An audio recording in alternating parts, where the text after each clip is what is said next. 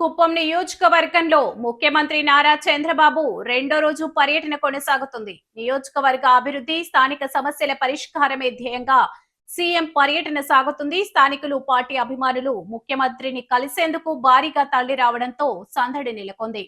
ప్రజల వద్దకు వెళ్లిన సీఎం వారిని ఎంతో ఆప్యాయంగా పలకరించారు.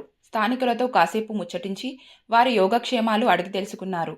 ఈ సందర్భంగా పలువురు స్థానికులు తమ నియోజకవర్గ వ్యక్తిగత సమస్యలపై ముఖ్యమంత్రికి వినతి పత్రాలు అందజేశారు.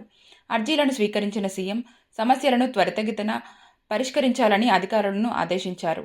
అనంతరం చంద్రబాబు నలగంపల్లె గ్రామంలో పర్యటించారు. గ్రామంలో వినూత్నంగా నెట్ జీరో విధానాన్ని అవలంబిస్తున్న ఇళ్లను ఆయన ప్రత్యేకంగా పరిశీలించారు.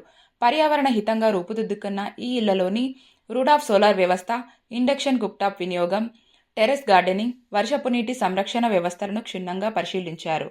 గ్రామీణ ప్రాంతాల్లో ఇలాంటి పర్యావరణ హిత పద్ధతులను పాటించడంపై హర్షం వ్యక్తం చేశారు.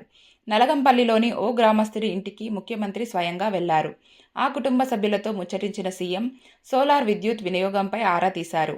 ఇంటిపై ఎన్ని ప్యానెళ్లు అమర్చారు, విద్యుత్ బిల్లులు ఎంత మేరకు తగ్గాయి అన్నది అడిగి తెలుసుకున్నారు.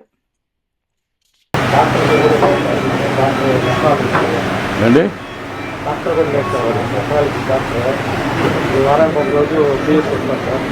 నేను శనివారం వస్తాను. ఒక రోజు వస్తాడు, లేకపోతే లేదు సార్. లేదంటే నేను బెంగళూరుకి వెళ్ళాలా, లేకపోతే తిరిగి వెళ్ళాలి సార్. మాట్లాడదాం, అది కూడా మాట్లాడుతాను, నాకు ఐడియా ఉంది, పెడదాం.